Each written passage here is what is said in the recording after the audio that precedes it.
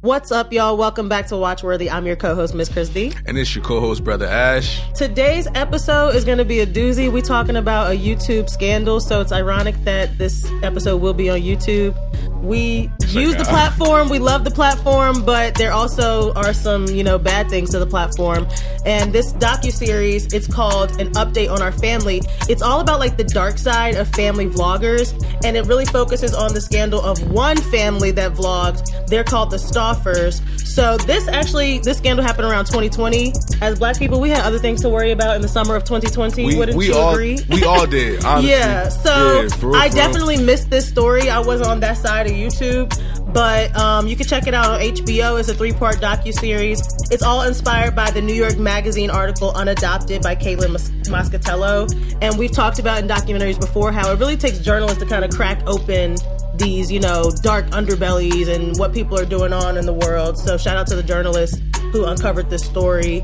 Now, it's going to be all about Micah and her husband, James Stauffer. They did decline, of course, to be a part of a documentary that was shitting on them. So we have not heard from them. So if you're hoping to see them, they're not going to be in this documentary. But you will see some other family influencers like the Earl family, Shannon Rose. What's just your thoughts on these family influencers? Straight up at the top of this, I want to tell you guys, I'm not really here for the family vlogging. Like, I personally, I really don't even watch YouTube like that. I know some people watch YouTube like it's their morning newspaper, it's their everything, but I don't be on YouTube like that. So I knew that this was kind of going on, but I didn't know it was this deep. To me, family is just like always been sacred. So I love the fact of you being able to record, so much of your family's lifestyle. But I do think to some extent it's not always fair to the kids to be raised on the internet. You feel me? Imagine if they recorded you potty training. Like, that's embarrassing. Yeah, it's just not everybody can see that now. And I get, some people are into that, but I never really was cared to watch it or follow. Even not just family vlogs, but just people's vlogs. Well, that's the difference. I will watch some girls get ready with me while I spill the tea, I'll watch something like that, but I don't want to see what kind of detergent you used on your baby's clothes this week. And maybe that's because I'm not a mom yet. They really started with mommy vloggers, and then it was we can get the whole family involved and get more money. So at the end of the day, we're going to be talking about YouTube monetization, how y'all be doing anything for clout. They do anything for clout. So that's the other side of it. I don't necessarily like it, but from a career point, and we'll touch on this when we get into it, it does provide for families. It does. If you figure it out, if you are a family influencer and you raising your kids on the internet, you also providing for your kids from what they doing. But this scandal just talks about how far is too far. So I will say I appreciated how they blurred out all children's faces in this documentary. Of course, we're talking about family vloggers, so you can see their kids' faces on their YouTube channels. But this documentary played it smart, and they did not show any of the kids' faces. So we're going to go ahead and get into this episode. So first things first, family vlogging kind of changed YouTube in the same way you can compare reality TV changing TV forever. It's usually people doing mundane tasks, like we said, getting up, getting ready, brushing your teeth, getting your kids going to school. You know what I'm saying? But I guess some people are, but what's crazy? I catch myself on these apps, some, influencers I follow, whether it be because they're fitness people or musicians, whatever, and they do a get ready with me or a day in the life of, and it could be cool sometimes to see that, but this is a whole nother level to people really watch these and spend hours and hours on YouTube watching these different influencers.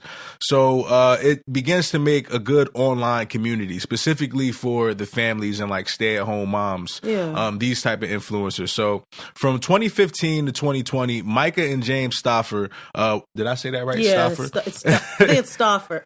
I wanted to say Stauffer bad the whole time. Like the lasagna. But it's not Stauffer, it's Stauffer, But they was really popular in that 2015 to 2020 period. They kind of look like a typical couple. They look good together.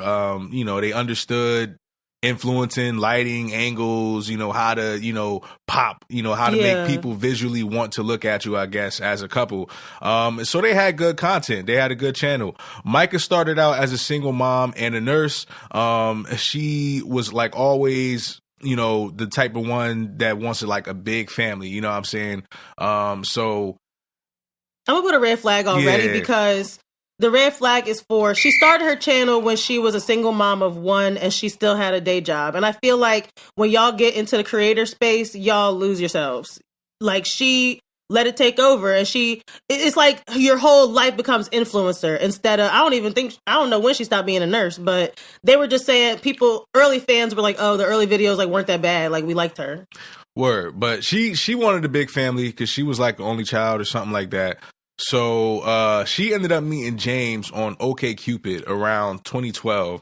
Things moved really fast and they was like married by like 2013. Red flag. Yeah. I'm going to put a red flag because I feel like people who meet on these websites I feel like they all move fast. Yeah. Because there's something about these dating websites that makes you think somebody is really perfect for you. And it's kind of like you hold on to that, I guess, more when it's from a dating website, I feel like. Or you think that you made this genuine connection because you guys talked so much online or whatever. But like a person in real life is different, you know? Yeah. So I don't know. So they started having kids. Micah's vlog showed like the good and bad stuff of the relationship and the marriage. So they had like a miscarriage in 2014 and that was, on the channel and all of that. Red flag because on one hand, I'm torn, like you said. Like, on the one hand, that's so private. Like, you don't see a lot of people posting about their miscarriage. But on the other hand, she shared it to help other women. So it's like, how much is too much? How much should you share, It's your own discretion. What are you comfortable with sharing? I'm personally happy it ain't no videos of my mother giving birth to me out there on the internet. You know what I'm saying?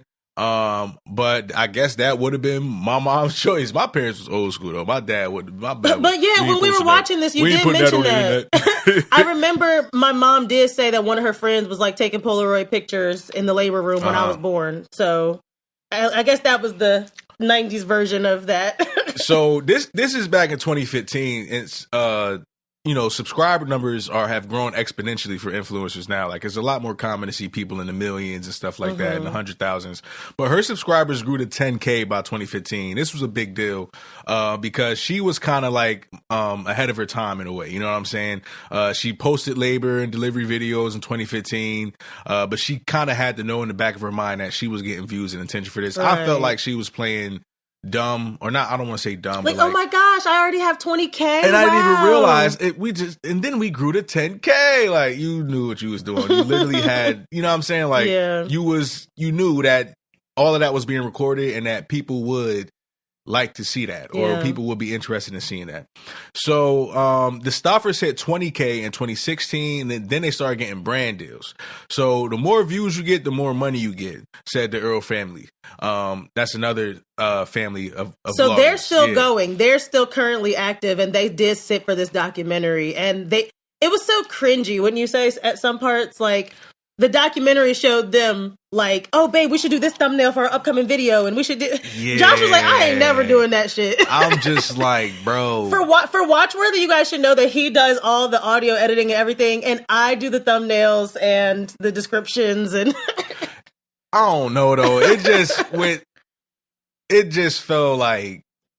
It's hard to with watch. Us, we were dating for so long before we ever even started Watchworthy that our relationship can, be there without Watchworthy. You know what I mean? Like, right. I feel like some of these families literally stay together for the YouTube channel. And that's where things get interesting. Yeah. So YouTube is also very unique as a platform because it shares basically half of the revenue with the creators, which is like unheard of. And a lot of, as a musician, like what the fuck Spotify tries to give me is disrespectful. Yeah. But think of, influencers like Ryan's World, that kid that reviews toys. I used to work with kids at a daycare, and my nieces and nephews. That channel. That kid is fucking millionaire, living like a fat cat, bro. Before he even had a sniff of puberty, he was rich as hell just from reviewing toys. So that's a blessing, though. You feel me?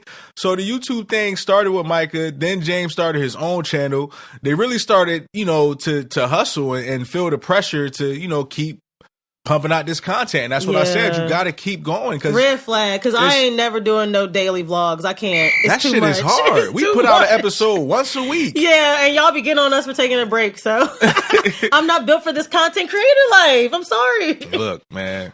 It is what it is. Everybody got their shit. Yeah. And July of 2016, Micah and James announced that they were actually going to use WACAP Adoption Agency to adopt a child from China. A red flag. I was pausing because I figured you was about to say it. It's not because they are adopting a child. It's because I just feel like they already had 3 kids. Yeah. They had a lot on their plate. So, like, why adopt the child right now? It really just looks like for show. It looks like for show. So the whole thing with this adoption agency, like, they were helping children who have neurological, disabilities and medical issues. Yeah. So it seemed like that they was like, oh yeah, like, we're okay with that. We want to be able to adopt a child with, some medical issues so we could be a blessing. And, that's how they were approaching it. But it seemed like they was moving fast. You know what I'm saying? If I'm going to be real, I'm going to put a red flag right there. We're about to adopt a child and now we're already looking online and like. Adoption is a beautiful thing when it's done right and for the right reasons, right? I always question watching this. Are they doing this for the right reason? Yeah. You know what I mean? And we don't know them, but like I just started to feel like I'm like, yo, is this how you get to this? Oh, we want to get 10 to million. You feel me? Like, so I don't know. We're gonna have to adopt a child. We're gonna have to get in a car accident. Like what? Like, and that's what they were talking about on the docuseries. How people are understand like you got to have the craziest clickbait headline and thumbnail on YouTube to get people's attention. So they would have videos like 911 emergency, like this is blah, blah, like big announcement. This was another red flag though. They chose the name for the child before they even met the child. Yeah. So they was like, whoever we get, that motherfucker's name is going to be Huxley. I'm sorry, but red flag. Red flag on that. Because how you want to adopt a Chinese kid and name him Huxley? That's the whitest country-ass name. Why wouldn't he? If the kid already has a name, why not just let him have his name? He fucking Chinese. That's the whitest. Huxley? The hell? She was like, my name's Micah, so I like unique names, and I think that Huxley is just. She said I could see that being like a surfer or a skateboarder. What? So you're just gonna automatically assume that your child is gonna become a surfer? What are you talking about, freak? Leave that child. Let him have his name. I feel like that would be, something to educate them about. Like, yo, your name is different because this is where you're from. Right. Like, we adopted you, but we didn't want to strip you of your identity, and this is what your mother named you. Because, bruh.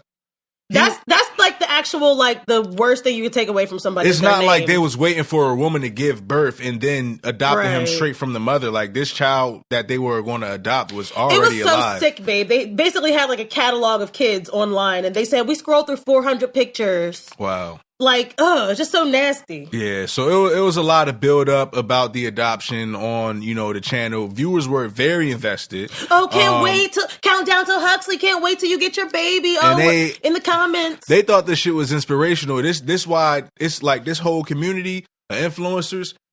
Some of y'all be too invested in these people's lives. I'll say it, red flag. They be like, oh, have you heard about the latest on so-and-so bubblegum gum drop? I'm like, I don't even know who that is. Red flag. And this is the red flag. Because I can't blame the influencers if I'm not going to blame the fucking consumers, the audience. Because if we wasn't so invested in this type of shit, if we was, worried about doing other things instead of following people's lives tit for tat, they wouldn't have a platform and feel the pressure to have to do this. But, it's both parties are guilty. Yeah. But I feel like that should be pointed out because why do they have 1 million views over this shit?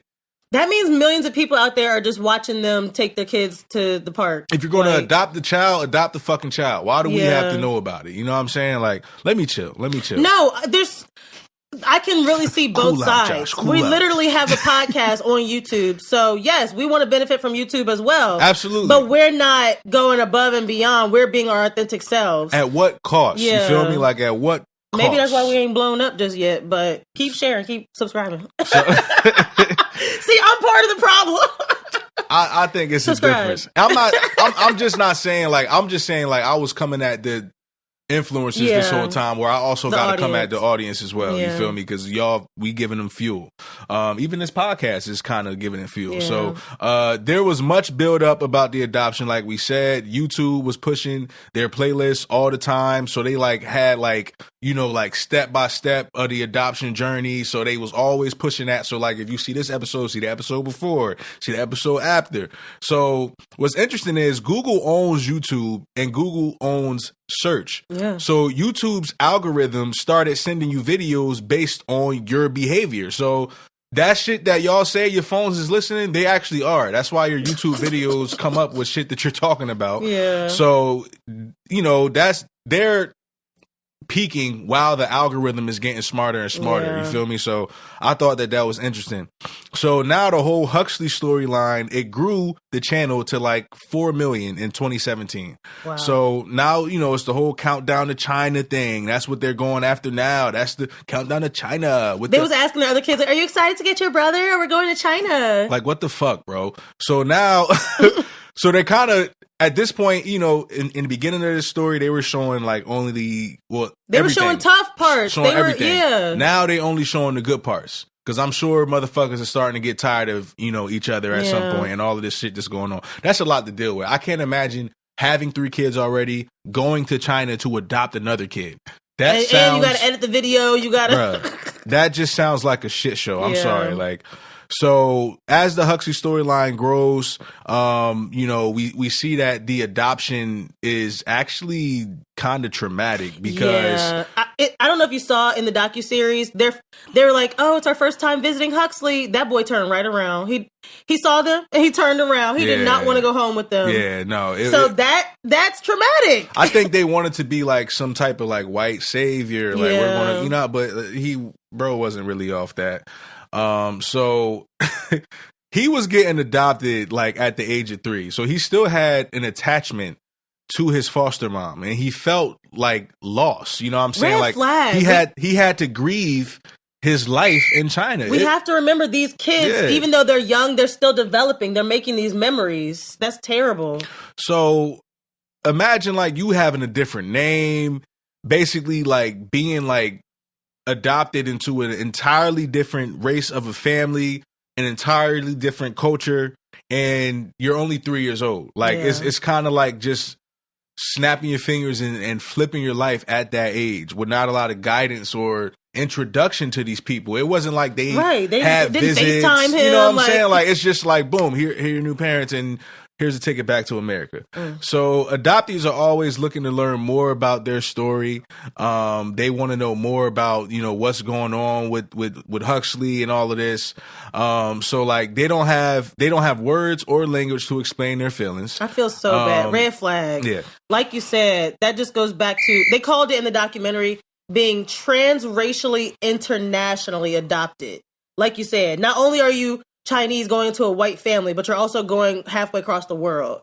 And so I just feel like, he doesn't know English. We say he has neurological issues, so can't really communicate with these people. And we're also filming every step of this journey, Huxley. Literally, we're putting you on a plane to America. Let's film it. Yeah. Oh my God. Yeah. I don't know what I would do. I would like, get that camera out my fucking face. I would be like the baddest kid on the plane. I would just go to school and wreak havoc every day. Oh my God. Like on some crazy shit. Like, so at this, I gotta ask, who's benefiting from this? Because now this child is getting exploited. Yeah. What's, you know what I'm saying? Like, so they do this thing on YouTube called a gotcha day. It's the dumbest shit I ever fucking heard. It's literally like you're treating your adoptive child like a pet that you got from the pound. Like, I don't like that. Gotcha, you know what I'm day. saying? Like, I just, that sounds like so like property. Like, you know what I mean? Literally, like this is the day I got you. Like, what? Did you captured me, nigga? Right. Like, what the fuck? So, so they're vlogging adoption. It kind of comes off like you're objectifying the adoptee. Obviously, that's what we've been saying like this whole time, and that's our biggest problem with it. I think, at least I can speak for myself. So, adoptees and adopted parents related to the Stauffer videos. Right. On the other side of it, there's people who actually were like, oh, we were going through adoption as well, so we were happy to learn from them. Because they were romanticizing shit. So, if you're an actual adopted family, you're having a hard time with your adoption, you're going to turn on this YouTube channel and be encouraged that, you know, things can get better or things are good. So the viewers are so attached that they like are sending gifts to the Stauffers, like, and this is like what I you was said, like, oh, I had no idea people wanted to send us diapers. Yeah, I don't know. I don't want to offend anybody because I know people who are like YouTubers and vloggers, but like I think we need to, I don't know, rein it in a little bit. Yeah, when it comes to this fandom, like if you're into watching that shit, cool, but like, you know, they're just people. Like we're all just people. You feel me? They don't need to be glorified. So, like you said, it really crosses a boundary because at this point, Huxley kind of becomes a spectacle. He kind of becomes like the main character of their family vlogs. They ain't even filming other kids. They just like, here's Huxley. Here's what you want to know about Huxley. Poor Huxley, man.